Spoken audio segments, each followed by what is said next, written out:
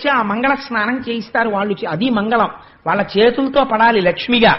అందుకని ఇప్పుడు ఇక్కడి నుంచే లక్ష్మీ తత్వము సంసారంలో ఎత్తుకుంటుందండి. ఇలా మీరు లక్ష్మిగా నారాయణుడికి ఇస్తే ఆయన ఇల్లు లక్ష్మీప్రదమై ఉంటుంది. కొడుకులతో, కోడళ్లతో, 3 తరాలతో. ఆయన నాకేమీ లేదండి, ఆవిడ వచ్చిన వేళ విశేషం, నా జీవితం మారిపోయిందంటాడు ఒక్కొక్క ఆయన. ఎలా మారిపోతుందండి? ఆవిడ అటువంటి తల్లి, లక్ష్మీ అంశ ఆవిడ ఎందుంది. ఆవిడ వచ్చింది, ఈయన జీవితం మారింది. నీ ఇంటికి లక్ష్మి వస్తోంది, ఎలా పడితే అలా ఇవ్వకూడదు. మంగళ స్నానం దగ్గరే ప్రారంభం.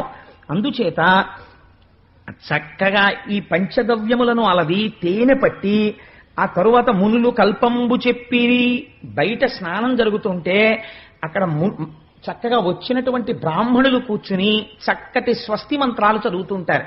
ఆ స్వస్తి మంత్రాలు చదువుతుండగా ఇక్కడ మంగళ స్నానం జరగాలి. ఇప్పుడు మంగళధ్వనులు జరగాలి. ఈ మంగళధ్వని, లక్ష్మీదేవికి మంగళధ్వని జరగాలంటే స్నానం చేసేటప్పుడు మామూలు వాళ్ళు చదవరు కదా మంత్రాలు, అందుకని మహర్షులు చదువుతున్నారట. ఇప్పుడు మంగళధ్వని చేయడానికి ఎవరు చేయాలి అంటే, ఎవరు చేశారో తెలుసా అండి మంగళధ్వని లక్ష్మీదేవి మంగళ స్నానానికి? మేఘాలు చేసేట. మేఘాలే వేణువులు ఊదేయట. ఎందుకని గాలి వెడుతుంటే అది వేణువుగా మారింది.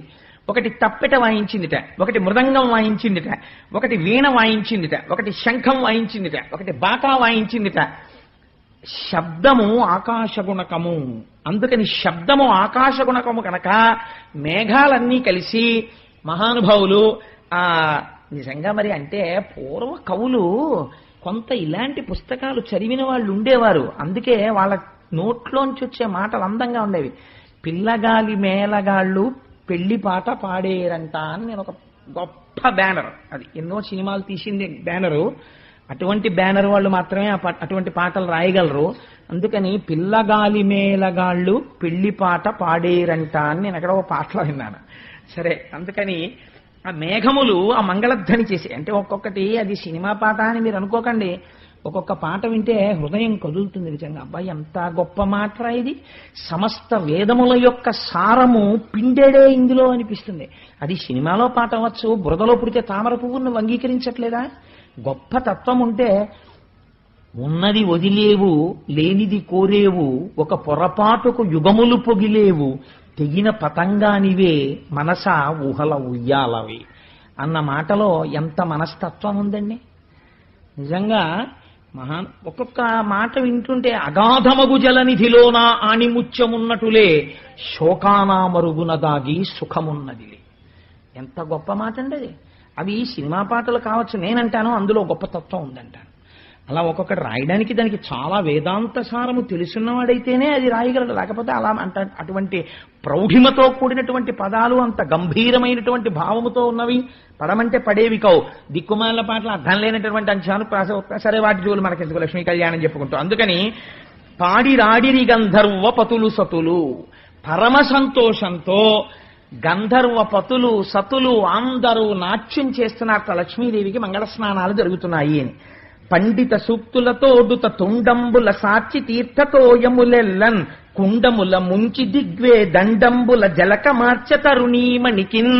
ఇదే కనకధారా స్తోత్రంలో శంకర భగవత్పాదులు దిగ్గస్తిభిక్కన కకుంభ ముఖావ సృష్ట స్వర్వాహినీ విమలచారు జలప్లుతాంగీం ప్రాతర్నమామి జగతాం జననీమశేష లోకాధినాథ గృహిణీం అమృతాభిపుత్రీం అని స్తోత్రం చేశారు మహానుభావుడు. ఇంకా 8 సంవత్సరాలు రానివాడు ఎటువంటి ప్రౌఢిమతో కూడిన కవిత్వం చెప్పాడో చూడండి, పొంగిపోయింది అందుకే లక్ష్మీదేవి.